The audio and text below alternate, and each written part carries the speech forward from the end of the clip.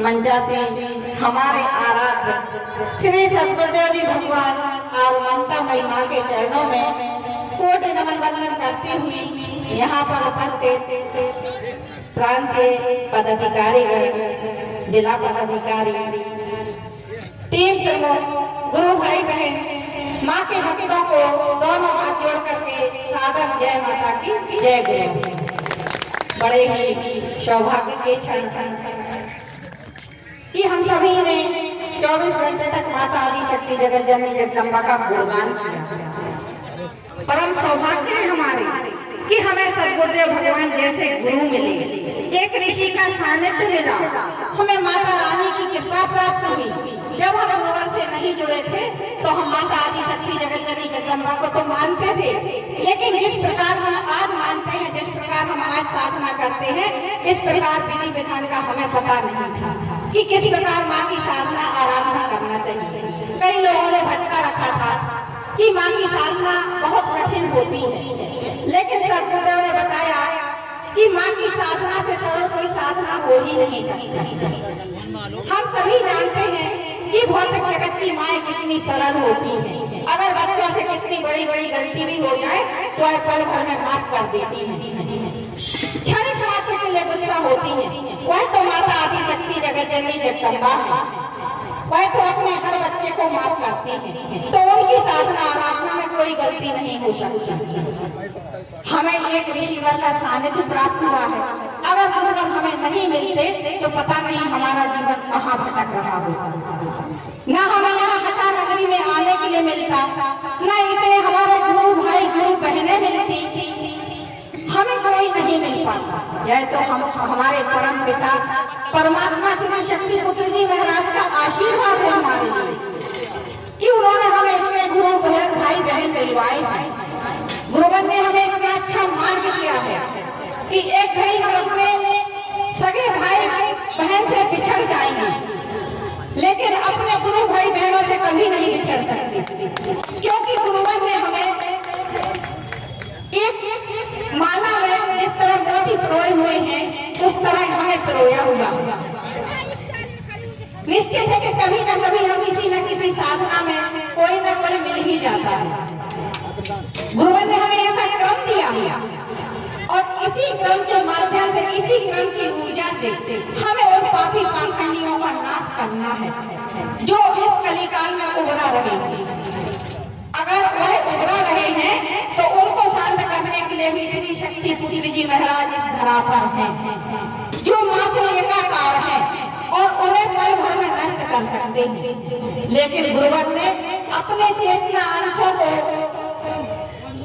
भेजा है, चेतना अंशों को गुरुवर ने इस धरा पर उतारा है। गुरुवर के शिष्य ही काफी, क्योंकि गुरुवर ने हमें अपनी चेतना दे रखी है। आप सभी जानते हैं कि अगर कोई हमारे आराध्य को या हमारे माता पिता को गलत बोलता है तो हमें कितना बुरा लगता है। वह तो हमारे आराध्य हैं, उनके बारे में हम कैसे गलत सुन लेंगे। तो जो पंडोखर है वह कहता था कि गुरु शक्ति पुत्र महाराज को है तो नहीं पता, पड़ोखर करते थे। तो गुरुवर इसलिए पड़ोखर करते थे क्योंकि पंडोखर धाम में जो गंगाजी हैं उनको पंडोखर नाम से संबोधित किया जाता है।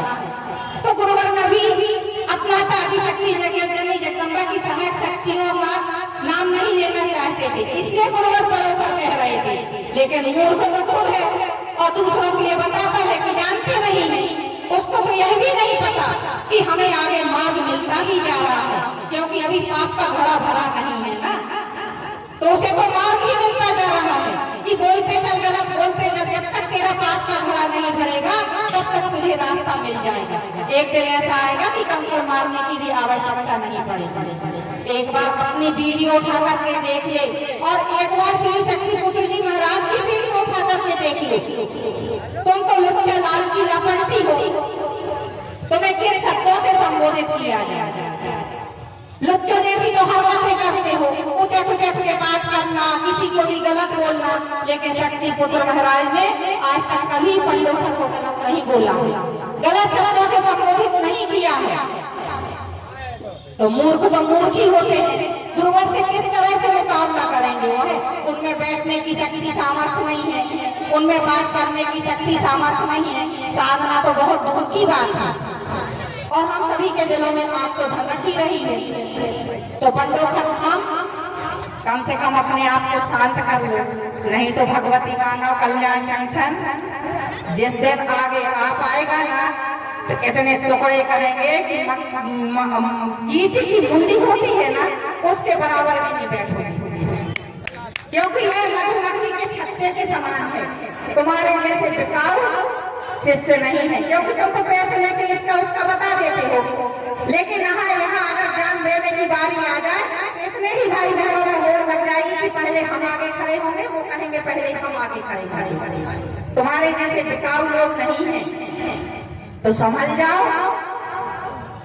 भगवती मानव कल्याण संगठन से टकराना कोई आसान बात नहीं है, तो मत टकराओ, अभी भी समय है। लेकिन तुम नहीं समझोगे, क्योंकि तुम्हारा तो विनाश होना ही होना है। हाँ, जब विनाश करवा लोगे तब जरूर शांत हो जाओगे। और आगे क्या कहें, हम सभी को जानते हैं उस लालच संपत्ति को जो उसको खाता है, लुच्चे लफंगे को,